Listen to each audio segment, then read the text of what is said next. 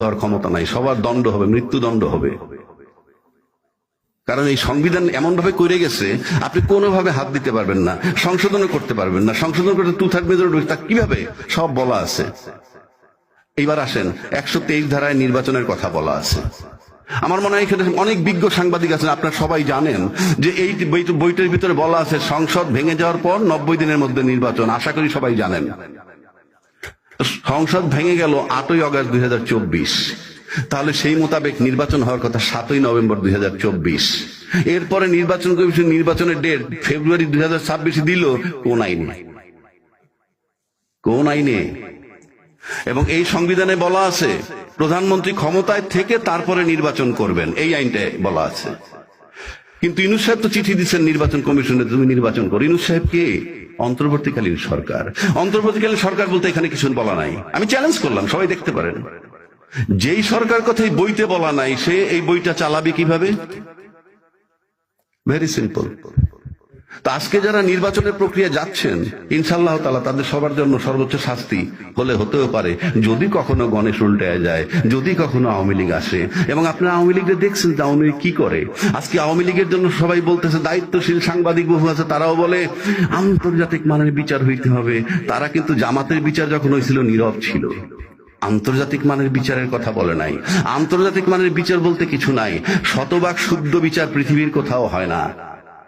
কারণ যিনি বিচার করেন তিনি মঙ্গল গ্রহ থেকে আসেন না, তিনি যেই সয়েলের মানুষ, তার ভিতরে যতটা পারফেকশন করা যায়।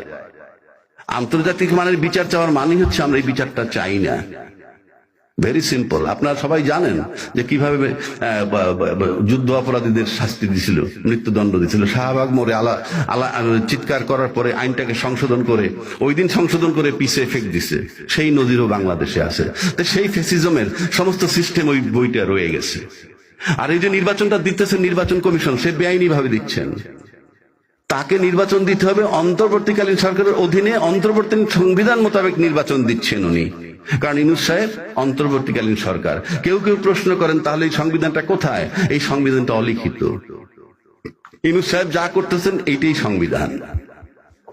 এবং যারা 5ই আগস্ট একটা জুলাই ঘোষণাপত্র করছেন, তাদেরকে আমি বলবো আপনারা সেটা সংশোধন করেন, পরিশুদ্ধ করেন। সেই সংশোধনে ইউনূস সাহেবের মেয়াদ দিয়ে দেন যে 8ই আগস্ট 2024 থেকে 30 জুন 2026 পর্যন্ত তার মেয়াদ।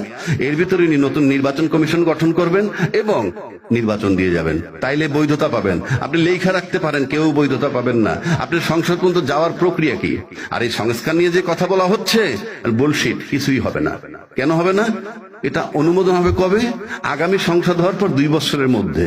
কন্যার সাথে দেখা নাই, বিয়া শুক্রবার। আপনি কিভাবে করবেন? ওই পর্যন্ত যান, তারপর কিন্তু 2 বছর টাইম পাবেন। আর আজকে যারা নোট অফ ডিসেন্ট দিয়ে যাচ্ছেন, তারাই যদি ক্ষমতায় যান, গিয়ে বলবেন আমরা তো নোট অফ ডিসেন্ট দিয়েই আসছি। আর আজকে যারা সংস্কার কমিশনে যাচ্ছে, বাংলাদেশে যদি তাদের অনেক 3টা দল ছাড়া বা 4টা দল ছাড়া বাকিদেরকে যদি 2 কোটি টাকা দিয়ে বলেন তুমি 20,000 লোক জড়ো করো, ইনশাআল্লাহ তাআলা 200 লোক আনতে পারবে না। দে আর রিপ্রেজেন্টিং বাংলাদেশ। এবং টোটাল যারা আপনার নির্বাচন কমিশন বা ঐকমত্য কমিশনে যায়, তারা কতজন? সর্বোচ্চ 40-45 জন।